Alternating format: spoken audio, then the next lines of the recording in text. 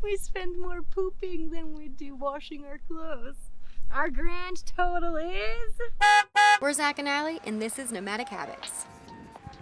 In 2017, when we left our one-bedroom apartment, our rent was $950 a month. And because we weren't paying for utilities at the time, $950 was all we were spending. Okay, so for gas, it really just depends on what state we're in, how far we're traveling, and if I'm working or not.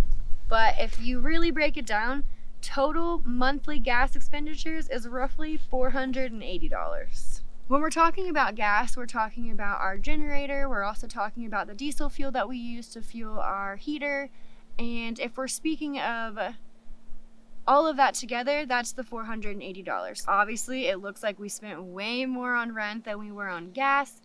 Living in a van full time, there's other expenditures that we, put money towards that The average person probably wouldn't. Yeah, so we're gonna kind of include that into like our monthly rent. First thing is propane.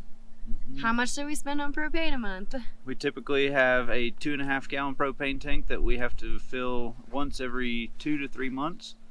And the average cost is anywhere from $7 to $10 Not a month. per fill up. Per fill up. But if you break that down monthly, then the average cost is roughly $3.33. Now, since we do a lot of driving, we typically get our oil changed a little more often than the average person, and we do it every 3 months. And that cost comes out to $13.33. nice And that's our monthly cost. per month, $13.33. So if you're wondering, it is absolutely cheaper to just go ahead and maintain your vehicle than have to put it in a shop. All right, what's next?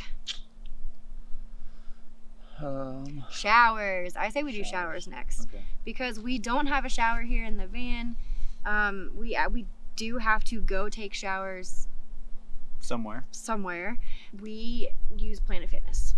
Yep. So our Planet Fitness cost per month is $21 and some change. So we're gonna round that up to $22 a month. Okay. So the next thing that we really have to do that people in a house don't have to worry about is we have to dump our toilet and fill our fresh tank very often, probably every 3 days or so. We're allotting ourselves $50 a month because typically each dump station is around $10. All right, so the next thing on our list is something that some house dwellers also have to do, which is laundromat. Yes, we did not have to use a laundromat when we lived in the apartment. We were actually able to use our landlord's laundry machine, which was super nice. We really appreciate that. But here on the road, we have to go to the laundromat every 2 weeks. Now, we've got ways of washing little things here and there throughout like the week. But for like the main washes, every 2 weeks we spend about $10. So that equals $20 a month. So we're super lucky right now. We're able to boondock, and a lot of times we can find national forests and park for free. There's a lot of ways to find free camping. So when we can free camp, we do that as much as we possibly can. However, when I'm working, I need a shower pretty much every night, so we do have to get campgrounds.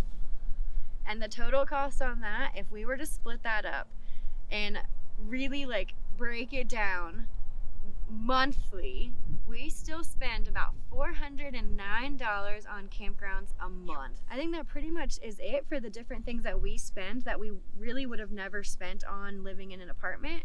Now, a lot of people have utilities and things of that nature, but because we don't have that, we're not adding that in because we don't feel it's fair. And Zach and I have yet to actually do this math, so we're gonna sit here and add this up. Our grand total is $997.66 for living in a van full time. That's actually pretty good. I was expecting it to be higher than that. I was expecting it to be a lot higher than that. We'd like to just let you know that this is just our numbers and what our personal experience is with this. Obviously, if you're in a thing like a school bus or a big RV, your gas is going to be a lot more expensive. You're probably going to travel a little bit slower. You're a diesel, if you're towing anything. We chose to live in something small to kind of cut back on a lot of those costs, but we've also given up a lot of space and a lot of other things to live in that tiny space. I feel very, very lucky to live this life. And this is the first time we've ever broke this down to see how much we actually spend. So I'm pretty impressed. I wouldn't change it. I wouldn't change a thing.